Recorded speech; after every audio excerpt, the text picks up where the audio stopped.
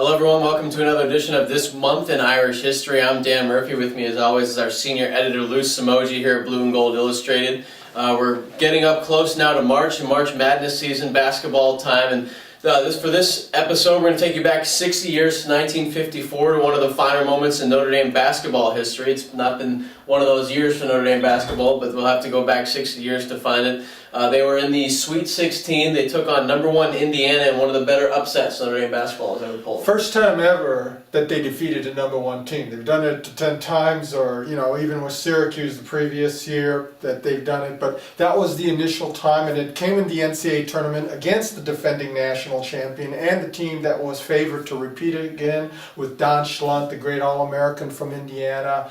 But at that time, Notre Dame was able to pull off the upset and actually became the tournament favorite to capture it from there on after, because it was the Elite Eight. Now, you had the classic letdown. That was the all-time, like the Florida State game in '93 in football. The next week you lose to Boston College. The next day they lost to Penn State, and then LaSalle with the late Tom Gola went on to win the national title. The mighty LaSalle basketball program won that year. That was kind of right in the middle of one of the earlier glory periods of Notre Dame basketball that I guess we don't really think of before the Digger Phelps stage, but they had a pretty good team back in the mid-'50s then. Well, I think the glory years of Notre Dame are always going to be associated from that stretch of 1968 when the Joyce Center was constructed and opened up, and Austin Carr, the all-time leading scorer under Johnny D, began his career here, to '81, the final year with the Tripucka, Orlando Woolridge, Tracy Jackson era, the glory years under Digger Phelps. But Notre Dame is credited with the Helms Foundation national titles in 1927 and 36 with George Keegan, a Hall of Fame coach.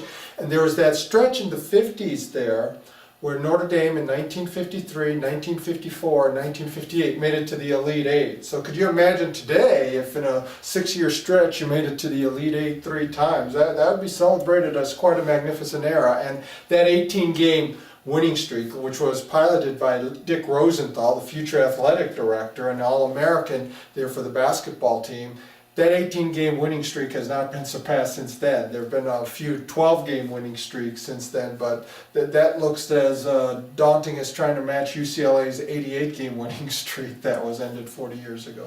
Yeah, you mentioned Dick Rosenthal. There was a couple notable players on that team back in the 50s. Rosenthal, of course, went on to be the athletic director at Notre Dame and made some significant changes in the late 80s and early 90s. And who else was on that roster that fans might know? Well, another All-American, Jack Stevens, guard there.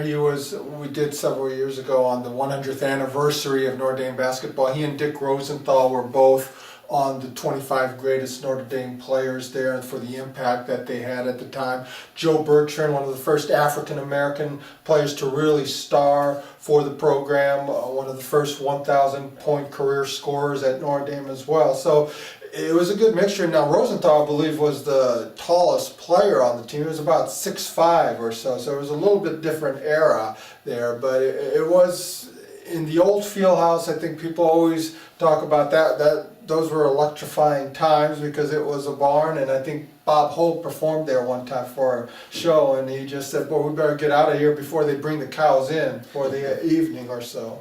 So, like you mentioned, 18-game winning streak, still the longest in Notre Dame men's basketball history. The women have started their own lengthy one there. They're up to 23 this season, but Notre Dame basketball probably isn't headed back to the Elite Eight. You'll have to live with the memories for this March from then. But that's going to do it for us for this month in Irish history. Thanks for joining us, and we'll see you next time.